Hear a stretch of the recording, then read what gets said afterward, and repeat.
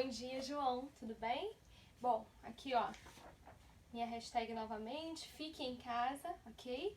Bom, faremos a correção das páginas 37 a 43 do livro de produção textual, ok? Nós estamos fechando já essa unidade 1, tá? As páginas que eu passar hoje para corrigir na semana que vem. Na verdade, eu vou antecipar a correção para quarta-feira, ok? Porque sexta-feira já é sexta-feira santa, a gente já entra no período de Páscoa, então a gente não vai ter aula, ok? Mas aí eu já deixo a correção separada, tranquilo? Bom, faremos a correção do mesmo jeito que eu havia falado, ok? Explicado na semana passada, na verdade. Vou falar uma a uma, ok? Eu falarei as respostas de cada uma delas pausadamente, tá? Para que, essa aqui eu não fiz. Então, para que você pause o vídeo e pegue a resposta. Tranquilo? Aquilo que eu achar precisa ser explicado com mais tranquilidade, eu farei, ok? Bom, então lá na página 37, nós vamos trabalhar as respostas diferentes ao texto Os Três Irmãos, ok? As respostas serão referentes a esse texto. Então vamos lá, questão de número 3, porque a 1 tem esse balãozinho aí, tá? É mais uma discussão, enfim. Então a número 3 diz assim: desiludidos, os irmãos saem da aldeia para procurar uma nova vida. O que aconteceu com eles logo após a saída da aldeia? Os três irmãos foram escravizados por seres que habitavam um povoado oculto entre as montanhas, ok? Então essa é a resposta da número 3, letra A. Na letra B, ele pergunta o seguinte: como os irmãos conseguiram concluir as tarefas atribuídas a cada um deles? Que recompensa eles ganharam após o término das tarefas? Resposta: eles concluíram as tarefas porque eram muito unidos. Ponto. Eles receberam presentes mágicos, tá? Então eu forneci a resposta dessas duas perguntas, de como os irmãos conseguiram concluir as tarefas e que recompensa eles ganharam, tranquilo? Questão de número 4. Assinale as alternativas que apresentam as funções de um título. Então você vai marcar a primeira opção, que é dar ao leitor uma ideia do assunto tratado no texto. A segunda opção, que é chamar a atenção do leitor. A quarta opção, que está do lado direito, instigar a leitura. A número 5, criar uma expectativa no leitor, que é essa que está logo embaixo. Então veja, você vai assinalar a primeira e a segunda do lado esquerdo e a primeira e a segunda do lado direito, ok? Na letra B, quais elementos da narrativa são destacados no título do conto lido? Esses elementos são os principais personagens da história, ok? Essa é a resposta. Vamos lá. Você acha você acha tanto a letra C como a letra D são respostas pessoais, ok? Eu não farei a correção não. Bem, na página 38, a número 5, a mesma coisa, tá? Então nós vamos para 38, lá embaixo, número 1, explorando o conto popular. Assim como a fábula, os contos populares são textos ficcionais, ou seja, são aqueles que não fazem parte da nossa realidade, são aqueles que provêm de uma ficção, ok? Textos ficcionais são aqueles que apresentam ficção, tranquilo? Leia os títulos a seguir e marque R, real ou F, ficcional. A Vida de Tom Jobim, isso é uma biografia, ou seja, conta a história de vida dele, isso é real, então bota um Rzinho aí. A Lebre e a Tartaruga, fábula, F, tá? De ficcional. A Lenda da Mandioca é uma lenda, F.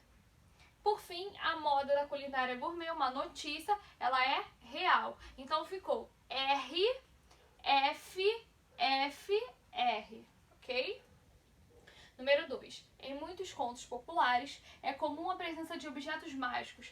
Por que os três irmãos ganharam objetos mágicos? O que cada um deles ganhou? Os três irmãos, aí é a resposta. Os três irmãos receberam objetos mágicos como prêmio pelos serviços prestados durante o tempo em que estiveram no cativeiro.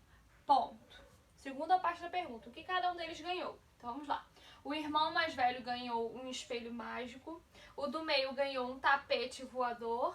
e o mais novo ganhou uma rede de malha de aço para capturar o que quisesse.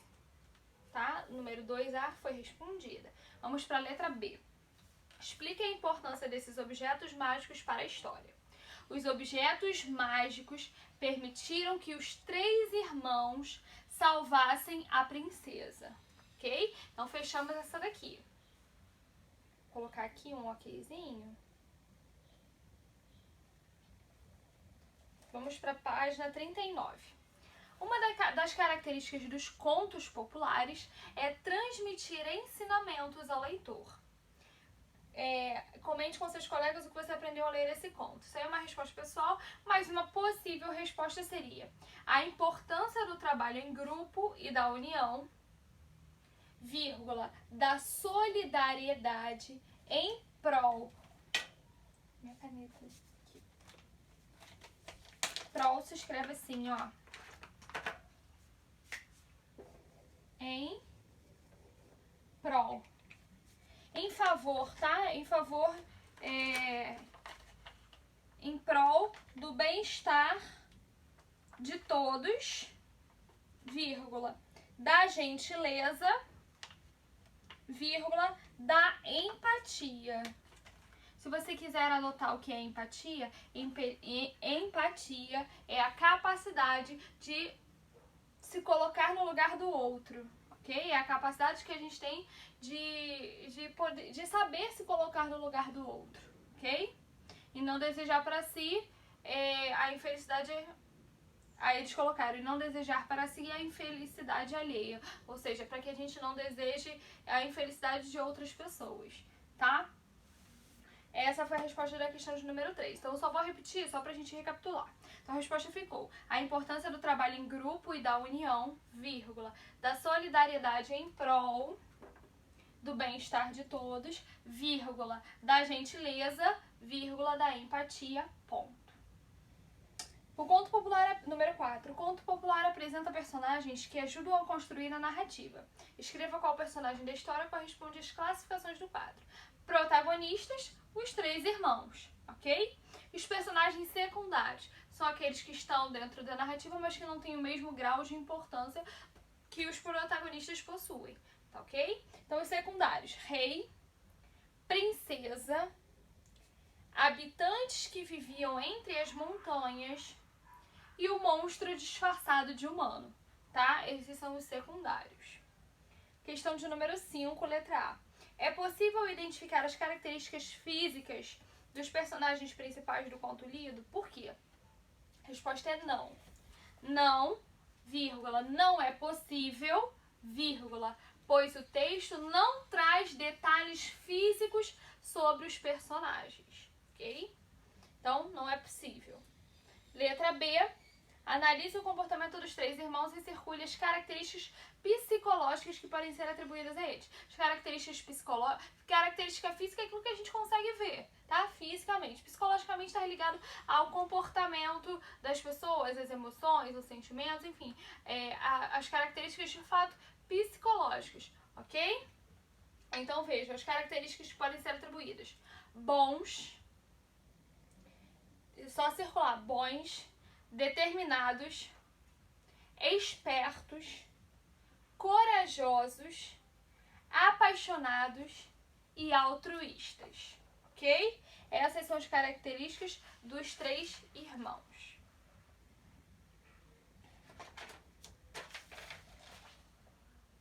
Página 40. Vou falar a ordem, ok? Letra C de casa. Embaixo, os irmãos desiludidos. A. D de dado, o pai da princesa. E por fim, letra B de bola.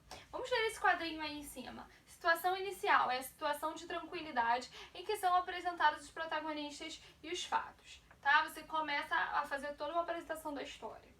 Complicação ou conflito, fato que determina a quebra da tranquilidade por causa do surgimento de um problema, uma complicação, nessa parte do enredo, há uma sucessão de acontecimentos que tornam a narrativa interessante e movimentada. Então, veja, a narrativa está seguindo uma ordem até que em um determinado momento há uma quebra nessa estrutura, né?